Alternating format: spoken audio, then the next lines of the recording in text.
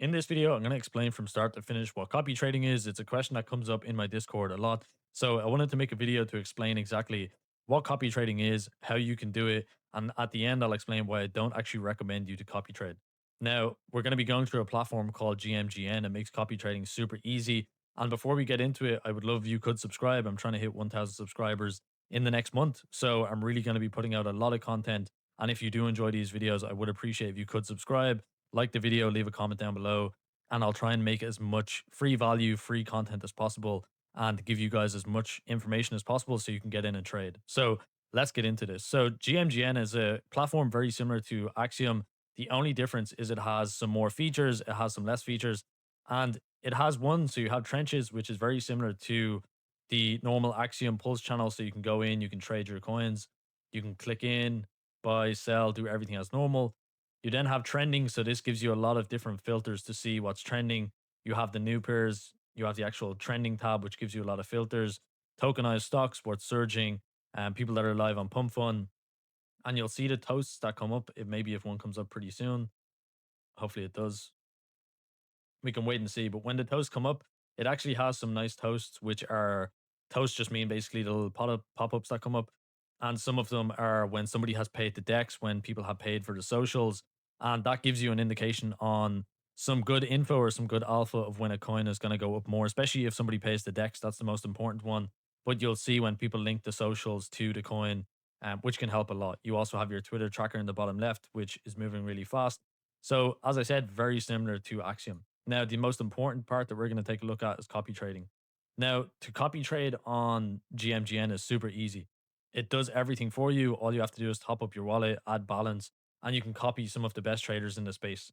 Now, when it comes to copy trading, as I said in the beginning, I actually don't recommend you do this. So, going in, you'll be able to trade or copy trade all of the top traders. So if it's Mr. Frog, Eurus, Cupsy, all of the people that you'd see on call scans such as Gake, Scented, Jojo, all of these people that you'll see live streaming and people mention all of the time, as they are the most successful traders. Now, something to keep in mind with a lot of these traders, especially Cupsy, they're scalping. So they're doing a lot of transactions every day.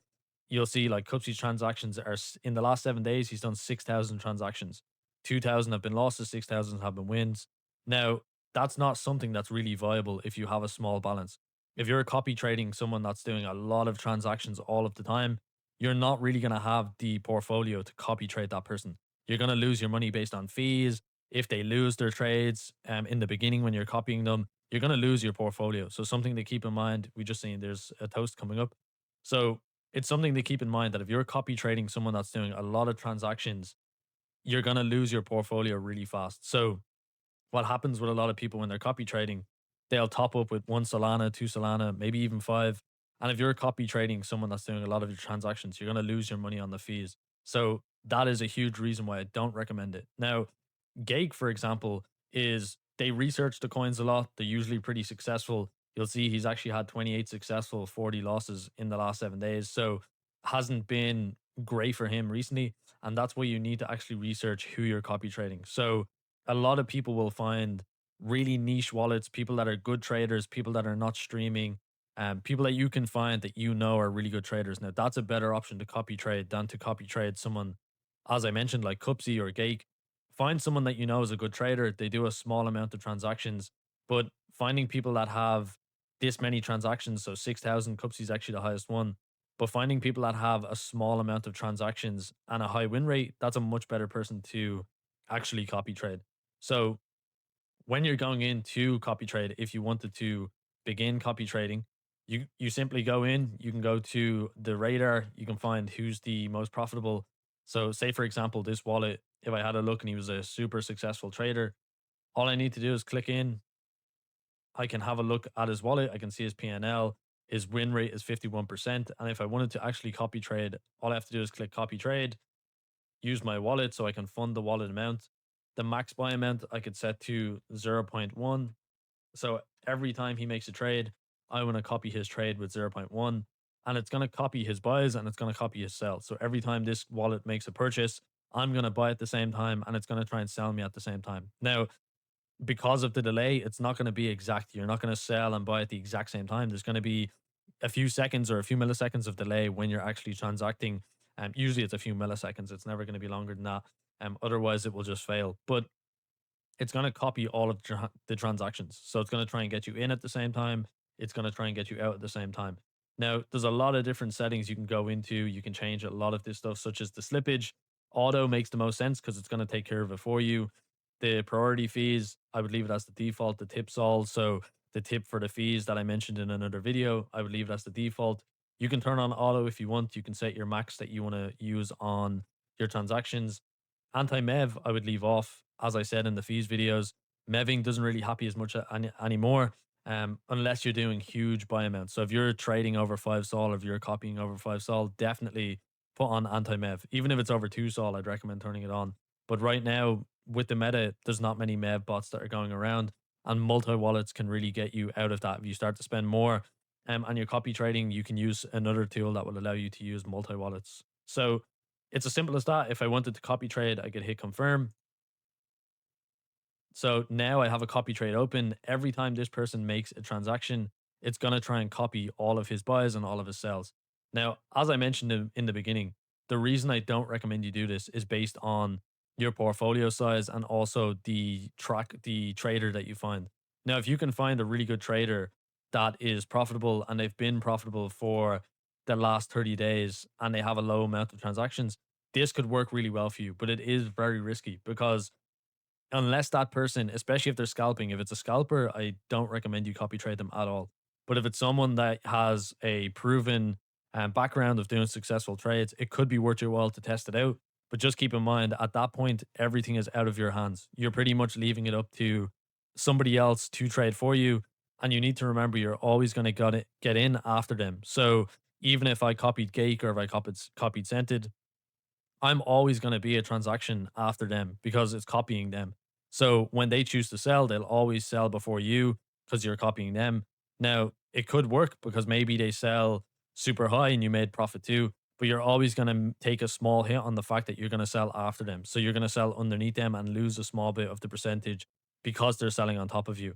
Now, it's not as bad as copy trading when it comes to Axiom because if I wanted and I didn't want to automate the copy trading, I could just copy trade from the wallet. So Casino has just purchased viewer. I could click in. I could say, hey, this looks good. If I purchase right now, so if I purchase right here, I'm still copy trading Casino because Casino's already in. He's in at 27K. If I buy now, I'm in at 30K. He can sell whenever he wants. So that's why copy trading isn't really a good idea. It's good to get information, scan the coin yourself if you think it's going to go really far. Basically you can copy trade or go in after them. But if you're just basing everything off of what another trader is doing, Casino's main goal is to make profit. So he's not going to worry about if I'm going to make profit. His goal is to sell whenever he wants. So if this goes up, he sells when he wants. I only have a few seconds to then decide, is it going to keep going up or is it going to go down? If I sell after he sold, I sell underneath him. So I lose money. So in this trade, he's actually taken a loss because the coin has gone down. But if he sold up here when I just got in, I would lose money because it will drop based on his purchase. And if you take a look, this kind of candle that he made is the candle here that he's created when it sold. So if I bought in here, he would have dropped it down to maybe here. I would have sold and I would have lost maybe 10%, 15% from me buying in. So that's why copy trading, you shouldn't get into the space and think copy trading is going to make it much easier. Oh, I could just, if Cupsy is super successful, I can just copy Cupsy and then I'll always be profitable. Cupsy has a huge portfolio. Cupsy makes millions every single month. If we check call scan, he's probably made, let's see what he's made this month. So this month alone, Cupsy has made $1.1 million. If you like, his portfolio is so big that he's going to be selling and buying huge amounts of crypto. Now, if you're copy trading Cupsy and you're in after Cupsy and you get out after Cupsy, you're going to just lose all your money. You're going to lose your full portfolio. And that's why I don't recommend new people to copy trade because it just isn't worth it unless you can find a good wallet and your only excuse is you have no time to dedicate to trenching. You don't have a few hours a day to put into trenching and checking the platform and scanning for coins, then your only option is to copy trade. And what you need to do is find someone that has low transactions, they have a good win rate, and those people you can copy trade as it is your only option. But as I said, I don't recommend it. I don't think anyone should copy trade if they have time to put in, because you want to really buy in before Cupsy and you want to sell before Cupsy. That's how you win. You want to buy in before Gate, you want to buy in before Scented. You want to be in before somebody else so you can make the highest amount of money possible. Now, if you're not in before them, it's not the end of the world. Like I said, if I'm checking my wallet tracker, it still lets me know, okay, what's hot, what are people buying?